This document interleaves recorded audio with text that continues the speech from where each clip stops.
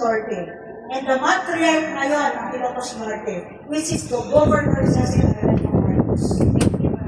Ako ang isa sa mga doktor niya. At mas naniniwala siya sa mga natural kaysa sa mga alam mo. So bakit ko nga kasi naisip na i-formulate yung Chinese rules? Bakit? Kasi during my time na practitioner pa ako, bakit gano'n? Meron namang kapag si nanay. Bakit hindi gumagaling? Tama po? Malalagdagan lang mo. Bakit?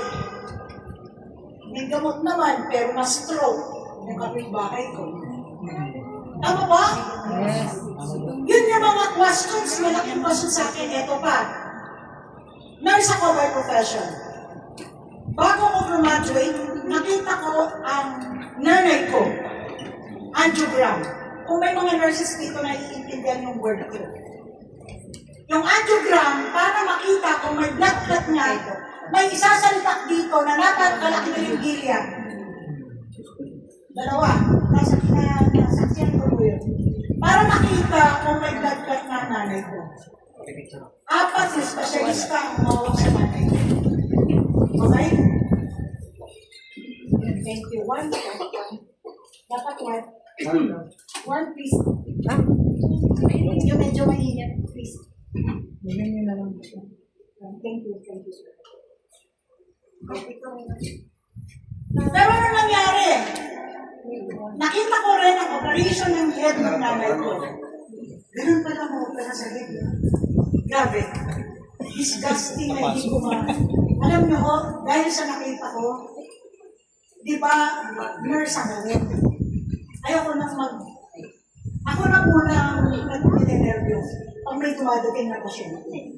Kasi trauma lang dating sa akin.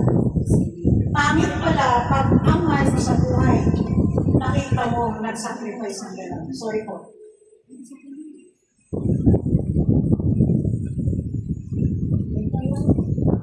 Sir Alvin po.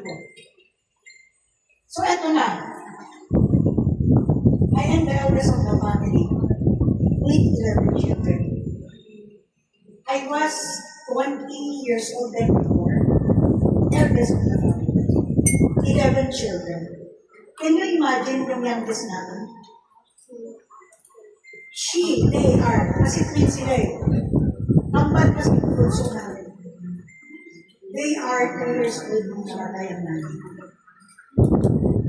So imagine, yung iyak namin,